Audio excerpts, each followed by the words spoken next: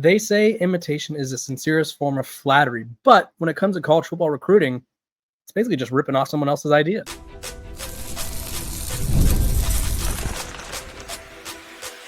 You are Locked On Buffs, your daily podcast on the Colorado Buffaloes, part of the Locked On Podcast Network, your team every day. Welcome to Locked On Buffs. I am your host, Kevin Borwood. Today's episode is brought to you by FanDuel. Right now, new customers can get $150 in bonus bets when your first $5 bet wins. So head over to FanDuel. We are also brought to you by the Locked On Podcast Network. It's your team every day for free and available wherever you get your podcasts. So make sure to like, subscribe, follow, give me 5 stars, and let's have some fun covering the college football, the Colorado Buffaloes. Like I said, Kevin Borwood, Locked On Buffs, Athlon Sports. I cover all things college football. Let's talk about recruiting. And we're going to dive into a huge debate right now. I'll just give you guys the background of what I'm talking about. So in recruiting, every program has to stand out when it comes to visits by showing kids, like having the team, the players take them on a great experience, or like going to parties or going to town, whatever it is. You want to give them the life of what it is to be a football player at X program. You also want to give them the full-on, full-court press treatment of like, hey, this is how we see you. Hey, this is how we plan to compensate you. That's very important these days. You don't really recruit without offering people money. And then 3, recruiting visit pictures. Big deal, right? There's so many ways to be creative. There's so many ways to entice a recruit to play at your program. And for a lot of schools, they have a lot of cool props, right? I covered Stanford for a while. Their big thing was the axe. They also had like those, I think a lot of programs do these. I think even Colorado does it. It's like those big lights that they just put in whatever color your program is. So Colorado does black ones. Stanford did red. A lot of people have been doing sort of vintage style living rooms or whatever, like the Florida Gators have done so. But the Colorado Buffaloes, they pioneered, and I'm pretty sure I've never seen anyone else do it, a passing of the torch sort of recruiting style picture when it came to recruiting Julian Lewis, right? The biggest aspect, or at least that's what was being said, the biggest, most important thing in Julian Lewis's recruitment, was him having an opportunity to start right away. Right. He didn't go to Auburn because Auburn had another quarterback as well, but USC, veteran quarterback that was returning, right? A lot of these programs that were interested in him were offering him with the goal of him eventually being the starter. Colorado was offering him with the goal of him taking over immediately, right? He's going to have to beat out Caden Salter for the job, but Colorado gave him the clearest path to the starting role. And so in his recruiting picture, it was Julian Lewis sitting in like a throne, Shedeur Sanders handing him the proverbial keys to the car, the keys to the program. And it was a great idea, great look. That, to me, was the moment outside of what I was told from behind the scenes.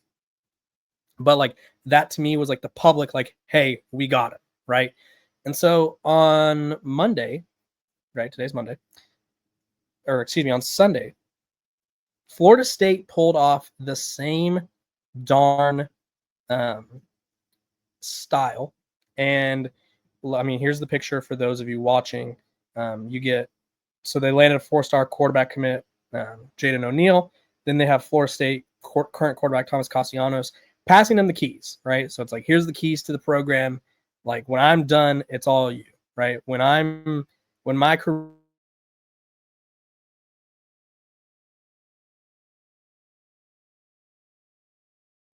is done at Florida State, it's your turn to sort of jazz, right? And I think that's a fun idea, right? I liked it when Shedeur did it. I think it looks cool. I think Hayes Fawcett, the On3 recruiting graphic guy, I think he may have put a little fuel to the fire. I mean, it is summer, so there's maybe not a lot to talk about for him. But he said this is a sick idea for an official visit picture. And I think that's what rubbed a lot of people the wrong way, because obviously Colorado pioneered that. And it's not a bad thing to see people copying in recruiting. Like, it happens all the time. Everyone puts their own twist on whatever, right? That being said, I do think this is one of the ways that Colorado has shown influence, right? for what they lack in money, right? They're not the richest program. They are bringing in a lot of money, viewership wise, season ticket wise. That helps the school and the program. But they're not out here going like, hey, you're a 5-star recruit. We want you to come play for us. We're going to offer you $10 million over 4 years, right? That's not in Colorado's repertoire right now. Maybe one day, but not now. They're not in a talent-rich area, right? The Denver area, I mean, the state of Colorado, honestly, not the most, I guess, talent-rich area, you could say. I'm going to pull up the recruiting list of the top recruits in Colorado right now.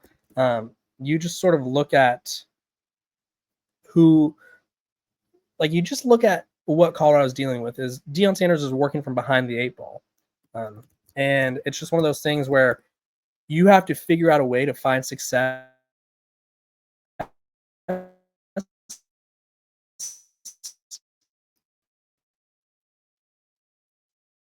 without being at a traditional powerhouse, right? Like a program like, say, Ohio State, Texas, USC, whatever it is, right? They all have a history. They all have a lot of financial support, and they are all in these talent-rich areas. Whereas Colorado, the highest ranked player in the state is a 4-star who is the 38th best defensive lineman. So, and I mean, he's a good player, ranks 479th nationally. So he's not even in the top 247 recruits on 24/7, right? Really good player. He has a lot of offers, but you go to these other states and it's like they have like 7 5-stars on one team, it feels like. So they're not rich in money. They're not rich in the talent around them, but they're rich in cultural influence. They're rich in creativity, right? Deion Sanders and his program, Coach Prime, that is, have figured out a way to maximize the Colorado brand, right? His very first thing was Louis luggage. I'm bringing in my luggage, and it's Louis. For you guys that aren't Louis, please get out, right? And now when they take pictures, there's Louis luggage, right? There's sort of that Louis connection. We have the proverbial passing of the keys. That's another idea, right? You have the logo. I don't think that was always a thing for Colorado, and if it was, it definitely wasn't as popular as it is now. You have the Shador, right? You have everything about Colorado is about marketing, blowing up your brand potential to the biggest of your ability. They also have, I don't know if it's SMAC or SMAC. I'm going to call it SMAC Media, or SMAC, their entertainment partner, where they do partnerships with the management group of Coach Prime, and then they pay the players directly, right? Media coverage. Colorado was one of 2 programs to be televised every single game this past year. There's that. Another way that they're really creative in boosting their players' brands is the well-off media document, or the well-off media coverage, right? A lot of programs have done that thing where it's like, okay, we're going to put our players at symbol, their social media handle on the back of their jersey. But it's like, okay, we don't see them practicing like that. For Colorado, we see those guys all the time, right? Deion Sanders Jr. is dropping content. Darius Sanders dropping content all the time, right? The documentaries, whether it's Amazon or the Netflix one coming up, maximizing brand, right? So I think people see what Colorado is doing, and like every other program, and they want to figure out a way how they can make it apply to them. And I think that's what Florida State's doing. I don't love the sort of notion that they invented it, but again, it's one of those things where it could be a slow content day. It could be a matter of maybe he didn't know, or it's just one of those things where it's like he just wanted to stir the pot up, right? But at the end of the day, people, especially since it's Florida State, and we all know how Coach Prime feels about Florida State these days, I do think it's a bit funny that they pulled this off. That being said, I also want to bring this up before I move on. Before Shador and Julian Lewis, and feel free to tag me in any example you see of this, I don't think I can remember another quarterback recruiting his replacement, right? I could be wrong, like I said. Like I don't remember Quinn Ewers on the trail with Arch Manning taking pictures of him. I don't remember Mac Jones posing up with Bryce Young. I don't remember, who else? CJ Stroud taking pictures with Kyle McCord and being like, hey, this is my guy. Like, we're going to, like, obviously I think they were the same class, but you know what I mean? Where this feels very uncommon. I saw Oklahoma do it recently with John Mateer, and I think as Bo Bentley is the quarterback they just got. But I think Colorado was the first program to sort of lean into like, hey, help us get your replacement here and help us be a part of something special. I also not to shoot down Thomas Castellanos, but I don't feel like the graphic or the idea is as cool when the court. Same thing with John Mateer as well. I mean, John Mateer, granted, was a lot better than Thomas last year, but I don't think it's as cool when the quarterback's never played there, doesn't really have any significant success in college football. Thomas Castellanos was benched last year at Boston College. Like, I don't think the picture hits the same, but I do think that overall this just sort of shows like Colorado's influential. People want to figure out a way to, I'm going to say copy their clout, or I don't even know if that's the right phrasing, but they want to figure out a way to maximize their brands like Colorado does, and obviously this is one of the ways to do it. So yeah, imitation, sincerest form of flattery, apparently. When we come back, I just want to talk about how the Pac-12 could very well still be alive if not for poor management by George Kliavkoff. Obviously, this is an argument that's been pretty much almost put to bed, but Monday's latest breaking news about the Pac-12 just really brings it up in me again, and I'm like, I got to talk about this, and you guys won't want to miss it because this could have changed everything for a lot of programs, including Colorado. Welcome back to Locked On Buffs. Appreciate you guys for tuning in. This episode is brought to you by FanDuel. Summer sports are in full swing, and whether you're all about baseball, under the lights, golf on the green, or high-stakes soccer action, FanDuel is the best way to make every game even more exciting. You've already been following the action. Why not make it a little more thrilling? With FanDuel, you could get in on the game while your friends are getting sunburned on the beach, or you can do both if you want. I've been using FanDuel to track my favorite matchups, and the app keeps it fresh with new daily promotions and fun ways to bet. So if you're new to FanDuel, new FanDuel customers can bet with just $5, and you'll get $150 in bonus bets if your first bet wins. Open the FanDuel app or visit FanDuel.com/lockedon to get started. FanDuel, the official partner of all things Locked On.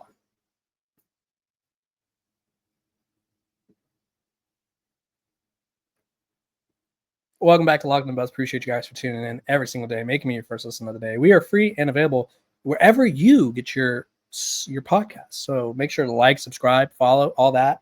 Give me 5 stars wherever you listen to your podcast. Let's talk Pac-12. And some of you may be like, let it go. And I can't let it go, right? Because, I mean, one, I think the collapse of the Pac-12 led to this sort of unbalanced direction of college football that we're heading in. I think it leads to this like second-class citizen treatment that the Big 12 gets, that the ACC gets. And I also think it led to the death of some of the more iconic rivalries in college football, whether it's USC playing Stanford, whether it's Colorado getting to go at Oregon, right? It wasn't a huge rivalry by any means, but it had the makings of one, right? There's beef there, right? So there's just a lot of history there that died because the Pac-12 commissioner wasn't able to put things together. And on Monday, the death of the Pac-12, little salt added to the wound, because they were able to get a new media rights deal. So according to a report by CBS Sports and the Pac-12 announced Monday an extension of their current relationship to make the network the new look league's primary long-term media rights partner. The deal is going to run through 2030-31, which will include the Pac-12 championship game in football and Pac-12 tournament game and men's basketball airing live each season on CBS on Paramount Plus. CBS and Paramount Plus will air a minimum of 3 regular season football and men's basketball games each season, with additional games from both sports airing on CBS Sports Network. They sort of take over as the Pac-12's new media partner. Obviously, this deal comes into place because the Pac-12 was able to add, they were able to expand. They added Utah State, San Diego State, Gonzaga as a men's basketball program, Fresno State, Colorado State, Boise State, and then they have Washington State and Oregon State left over. They do need to add one more program for football, and all signs point to Texas State being that program. So what am I getting at? Why does this matter now? Well, because the Pac-12, the year it collapsed, was the strongest conference in college football. I will not be convinced otherwise, right? You had Oregon, you had Washington, you had, I feel like I'm missing someone. Who am I missing? Anyway, you had Oregon State. They were really good, right? You had all these programs. USC was really good at that time. All these programs were really good, and all of a sudden the conference just dies. And Colorado was going to be on the come up, and there was just a lot of exciting storylines, a lot of cultural things that mattered. And then we just we're like, it's fine, right? We'll catch them another time. Let's have Stanford go play Miami. Let's have Rutgers play against UCLA, because that makes sense, right? They lost USC and UCLA, right? That was always going to happen.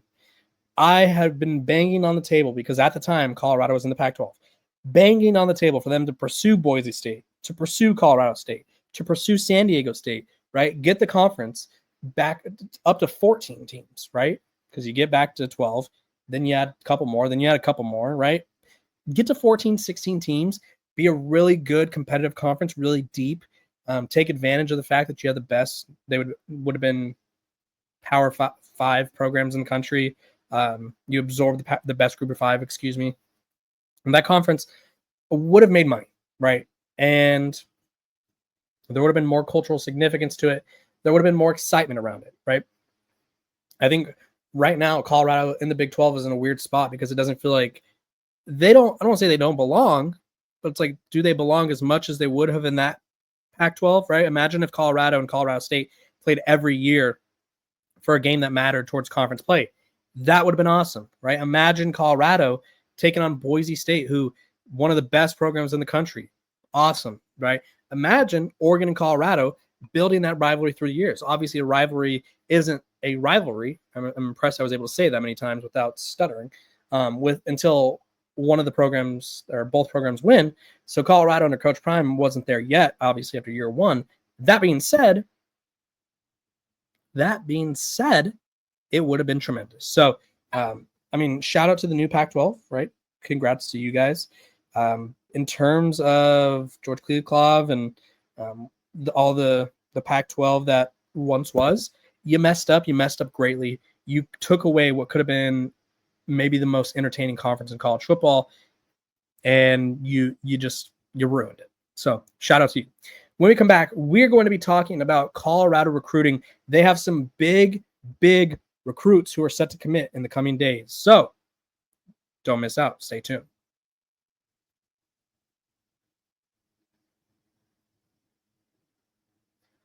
Welcome back to Locked On Buffs. Appreciate you guys for tuning in every single day, making me your first listen of the day. We are free and available whenever you get your podcasts, wherever you get your podcasts. So make sure to like, subscribe, follow, give me 5 stars so you don't have to miss out on any of the fun, and you are able to stay up to date on all things Colorado Buffaloes.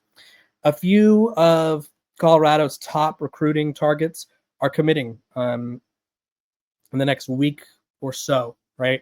So I'm going to walk you through each of them, sort of discuss where they're at, and why Colorado could use them. So let's start with an in-state player. Just after I said Colorado doesn't have a lot of talent in the state, Deacon Schmidt, 4-star offensive lineman from Windsor, Colorado. He's committing on June 28th. Programs that are after him: Oklahoma, Alabama, Colorado. Those are his final 3. He's been talking highly of the Buffs lately, number 2 player in the state, but they've had some work to do. I think Colorado really needs to load up an offensive lineman until they have too many. And the best way to load up an offensive lineman is to obviously have those transfers here and there, but developing guys from within, right? Developing that rapport so you don't have to replace 4 to 5 guys every year, right? I don't know why I said 6. I guess you could replace your swingman too. Deacon Schmidt, though, has the size, works out with Matt McChesney, 6'5", 320. He's got the size, he's got the experience, he's got like that build that they need, and would be a good addition. Staying with the offensive line, we're going over to Trip Skews, which is a great name. I don't know why, but I love it. He is another Colorado guy, 6'7", 300 pounds, 106 offensive tackle in the country, 19 offers. He's deciding between Vandy, Texas Tech, North Carolina, and the Buffs. Listen, in-state players are huge for Colorado because every once in a while there's going to be a really good prospect, right? There was a 5-star in Idaho last year, right? You never know when you're going to have a talented player in Colorado. So having a strong recruiting connection to these programs in the home state will make things so much easier for Coach Prime moving forward. He's a 3-star. His commitment is on July 1st. Could be a big one. This recruit here, Sedarian Morgan, he's set to commit on July 2nd. Colorado's in their top 6, number 2 wide receiver in the country, number 11 player overall, 6'4", 210, plays basketball, runs track, does everything. being compared to a luxury sports car. He draws comparisons to Savion Williams, athletic dude, can make plays. Alabama, Auburn, they're after him.